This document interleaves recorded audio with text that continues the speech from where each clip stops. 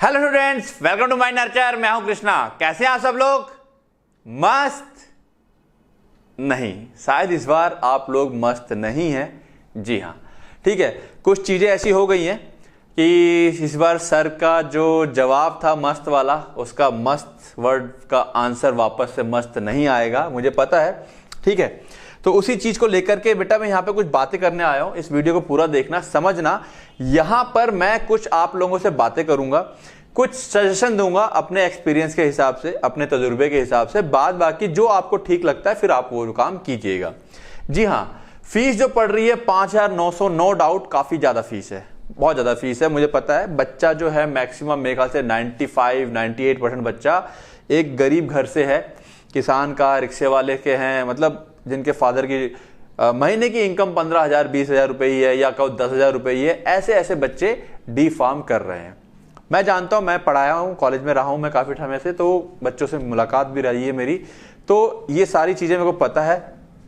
ठीक है, तो फीस तो बहुत ज्यादा है बेटा, मैं कह रहा हूं इस चीज को। अब दूसरा सवाल ये आता है, क्या ये फीस कम हो सकती है? तो बेटा ये जो फीस है ऐसे तो कम नहीं होगी। ठीक है, यहां पर देखो बात वही आएगी, फीस कम करने का तरीका क्या रहेगा। आप ऐसे फीस कम नहीं कर पाएंगे। हो सकता है कि उन्होंने, अथॉरिटी वालों ने कुछ सोच समझ के बनाई हो, उनको आइडिया ना हो बच्चों का, या कुछ भी चीज हो सकती है। आप लोगों को ये बात पहुंचानी होगी हायर अथॉरिटी तक, मतलब कहीं ना कहीं हमारे पीएम तक, कि सर ये फीस ली जा रही है, ये काफी ज्यादा है, हम गरीब बच्चे हैं, हमारा कुछ ध्यान रखिए। कहां कैसे पहुंचेगी ये बात उनके पास तक? ऑब्वियस सी बात है, आप लोगों को ट्वीट करना होगा। हर बच्चा अपना एक ट्विटर पे अकाउंट बनाए और ट्वीट करे हैशटैग फीस हाइक करके, या जो भी है अपना एक, उसको बात आप पहुंचाइए जिससे कि वो बात वहां तक पहुंचे। ठीक है, और शायद फिर इस फीस में कुछ बदलाव आपको देखने को मिल जाए। ठीक है, यही एक तरीका है। जब तक कि हमारे पीएम सर इसमें इंटरफेयर नहीं करेंगे तब तक इसमें चीजें नहीं हो पाएंगी, या फिर मतलब वही बात है, जो हायर अथॉरिटी है जब तक वो इंटरफेयर नहीं करेगी ये फीस कम नहीं होगी। तो फीस कम करने का एक ही तरीका है कि आप लोगों को अपनी बात रखनी होगी ऊपर तक कि सर फीस ज्यादा है। ठीक है, तो ये फीस कम होगी, अदरवाइज ये फीस कम नहीं होगी। तो बहुत से बच्चे सवाल कर रहे हैं सर क्या फीस कम हो सकती है? तो बेटा ऐसे तो फीस कम नहीं होगी, आपको इसी फीस पे ये एग्जाम देना होगा। दूसरी बात होगी, नेक्स्ट हम आते हैं, बहुत से बच्चों का सवाल आ रहा है, बहुत आ रहा है, सर प्रिपरेशन अच्छे से नहीं है और 3 सब्जेक्ट और जोड़ दिए गए हैं। बेटा बहुत ध्यान से बात को समझना, प्रिपरेशन भी अच्छे से नहीं हो पाई, जो चल रही थी वो तो ठीक ही थी। 3 सब्जेक्ट यानी कि 36 चैप्टर्स और बढ़ गए। पहले से ये बात नहीं बताई गई थी, पहले केवल 8 चैप्टर का जिक्र था। 36 चैप्टर, अब 1 महीना भी नहीं रह गया है, बच्चा हड़बड़ा भी रहा है, घबरा भी रहा है।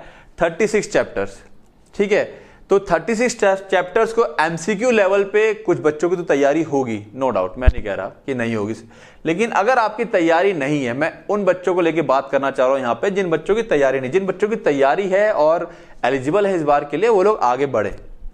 जिन बच्चों की तैयारी नहीं है बेटा, वो लोग मेरा ये फैसला ध्यान से सुने। फैसला मतलब मेरा फैसला नहीं, मेरा सजेशन। अगर आपकी प्रिपरेशन अच्छे से नहीं है और आपको लगता है कि यार इस बार तो मैं नहीं निकल पाऊंगा, एक तो 3 चैप्टर और बढ़ा दिए, 3 सब्जेक्ट और बढ़ा दिए, यानी कि 36 चैप्टर्स और बढ़ गए हैं, फीस भी बहुत ज्यादा है, तो क्या मुझे फॉर्म भरना चाहिए?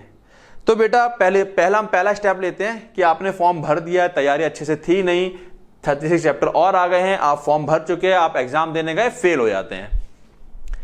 इस स्थिति में भी आपको मार्च अप्रैल वाला अगला एग्जाम देना पड़ेगा।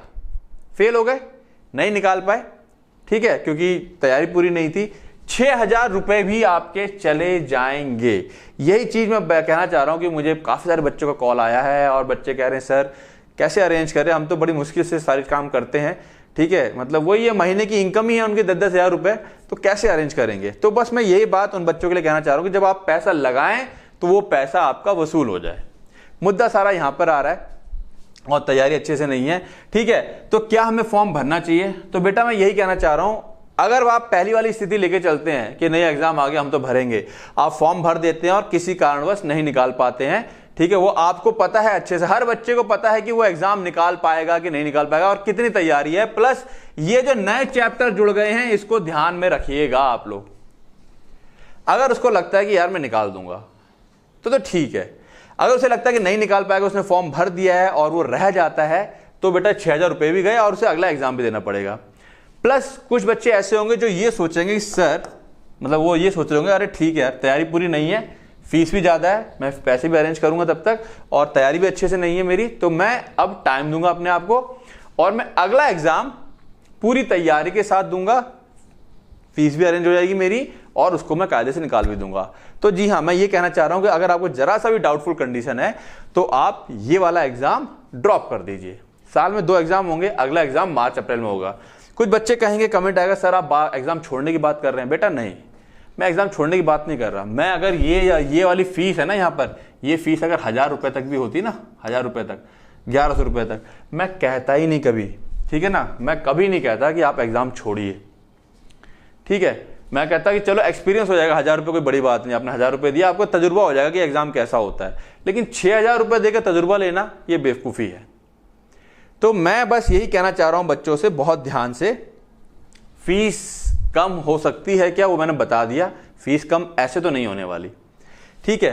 क्या करना है, प्रिपरेशन भी अच्छे से नहीं है। अगर प्रिपरेशन अच्छे से नहीं है, आपको 0.1% भी लग रहा है कि नहीं मेरा रह ही जाएगा, कुछ ना कुछ गड़बड़ हो ही जाएगी, मतलब मेरा एग्जाम नहीं निकल पाएगा, तो बेटा आप इसको ड्रॉप कर दें, इस वाले पेपर को। यहाँ से सारी चीज़ें क्या क्या हो रही हैं, और हो सकता है कि अभी जैसे मान लो कुछ बच्चे बोल रहे हैं कि सर हम अपनी आवाज़ पहुँचाएंगे ऊपर तक, अगर उनकी आवाज़ पहुँचती है और कुछ फीस में संशोधन होता है तो हो सकता है अगली बार की फीस में कुछ संशोधन हो जाए। ऐसा कोई गारंटी नहीं है, जस्ट मैं एक बात बता रहा हूँ। मैं फिर कह रहा हूँ, मैं यहाँ पर कोई चीज़ दावे के साथ नहीं कह रहा हूँ। जो चीज़ें मैं बता रहा हूँ फीस को कम को लेकर, ये जस्ट एक अपना मेरा पर्सनल ओपिनियन है, मेरी पर्सनल राय है कि आप लोग ऐसा कर सकते हैं और ऐसा हो सकता है, ठीक है। ये मत सोचना कि सर ने बोल दिया तो हो जाएगा, ये फिर आपकी गलती हो जाएगी। हाँ, यहाँ पर जो मैं सजेशन दे रहा हूँ, ये सजेशन आप खुद भी सोचिएगा कि क्या ये बात जो मैं बोल रहा हूँ वो सही लग रही है, कि हाँ वाकई में अगर तैयारी पूरी नहीं है, क्यों पूरी नहीं है, 8 सब्जेक्ट के हिसाब से तैयारी थी, लेकिन 3 सब्जेक्ट और बढ़ गए, तो अब मामला गड़बड़ होगा, अब मामला गड़बड़ होगा। तो क्या फॉर्म भरना चाहिए? तो अगर तैयारी पूरी नहीं है तो मैं अपना पर्सनल ओपिनियन दूं, अगर मैं एज ए स्टूडेंट होता तो मैं ये वाला फॉर्म नहीं भरता, अगर मेरी तैयारी पूरी नहीं होती। तो मैं भी यही कहना चाह रहा हूं, अगर प्रिपरेशन पूरी नहीं है और आप लोग एलिजिबल हो, 31 जुलाई से पहले आपका रिजल्ट आ गया है, तो फिर आप ये वाला फॉर्म मत भरिए, आप फिर अगला वाला फॉर्म भरिएगा, ठीक है। और तैयारी अच्छी है, सब कुछ ओके है, बढ़िया जा रहा है, तो मस्त फॉर्म भरिए, कोई दिक्कत नहीं है, ठीक है, और आगे बढ़िए।